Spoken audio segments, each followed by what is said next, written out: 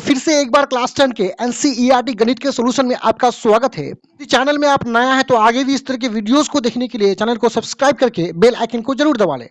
तो यहाँ पे हम लोग प्रश्नावली 8.1 के प्रश्न संख्या 9 को देखेंगे। यहाँ 9 नंबर में है, त्रिभुज एबीसी में एक त्रिभुज एबीसी है, उसमें जिसका कोण बी समकोण है। समकोण का मतलब कोण बी क्या है, 90 डिग्री का है।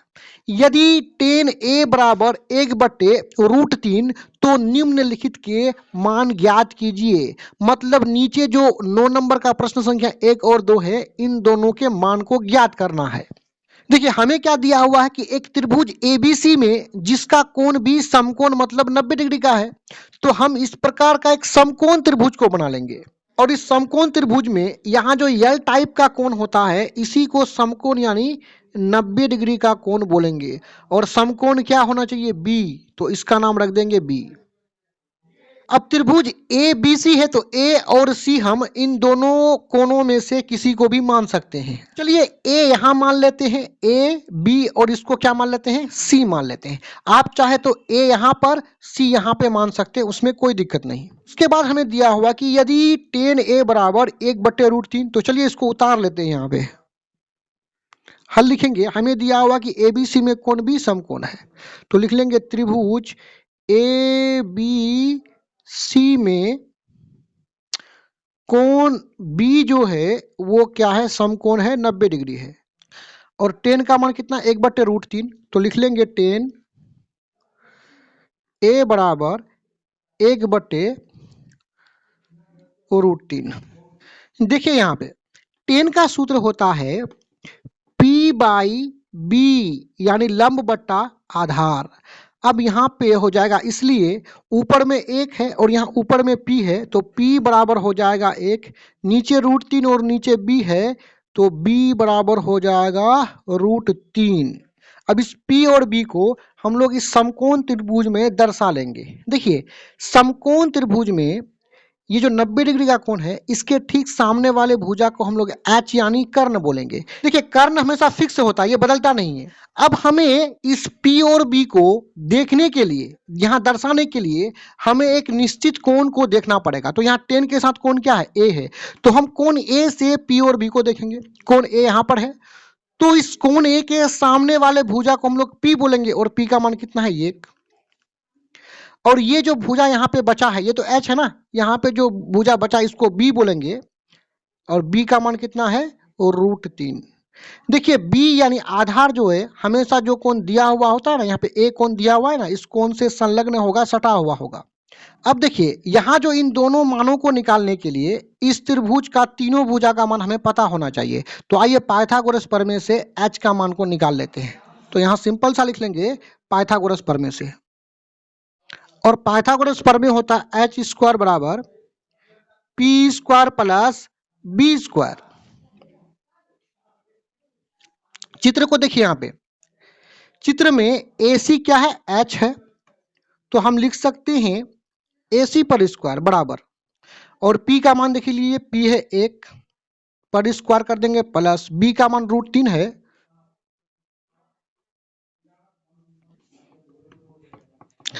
AC² हो जाएगा 1 पर स्क्वायर मतलब 1 गुना 1 हो जाएगा, और यहाँ स्क्वायर और रूट कट जाएगा तो बचेगा 3।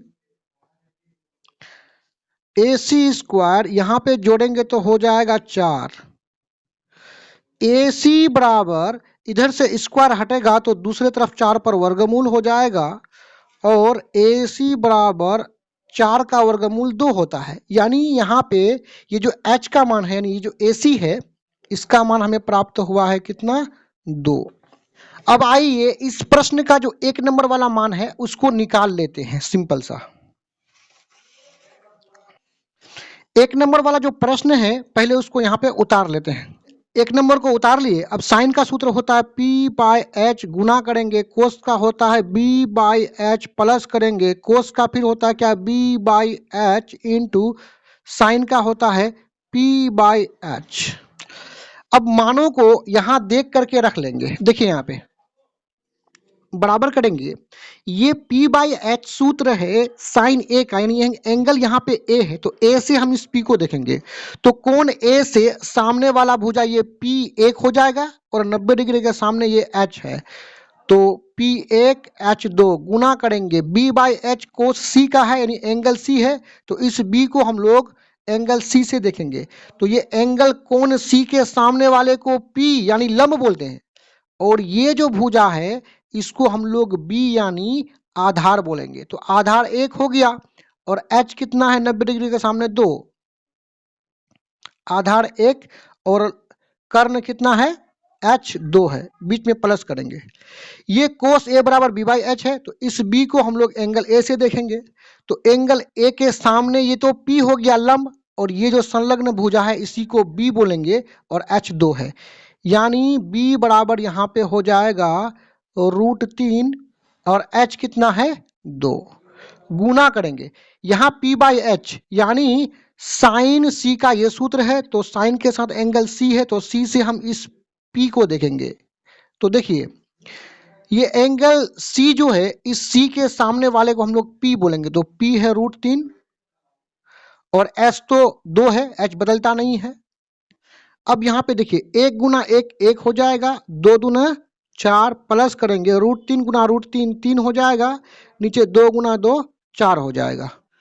अब इसको यहाँ आगे बढ़ाते हैं, 4 और 4 का एलसीएम 4 होता है, 4 4 कैंसिल, ऊपर वाला 1 उतर जाएगा, बीच में प्लस, यहाँ 4 4 मैच कर रहा है, ये समाप्त हो जाएगा, ऊपर में 3 उतर जाएगा, 3 + 1 4 और बट्टा में कितना है 4, 4 1 कम 4, 4 1 कम 4, 1/1 का मतलब 1 होता है, इसका आंसर 1 आया है।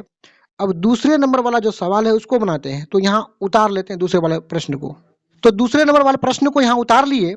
अब यहाँ सूत्र को लिख लेंगे, कोस का होता है B बाई एच, इसका भी होगा B बाई एच। देखिए एंगल कोण अलग अलग है, इसका A इसका C है, लेकिन कोस का सूत्र B बाई एच ही होता है। माइनस करेंगे, साइन का होता है P बाई एच, इसका भी होगा P बाई एच।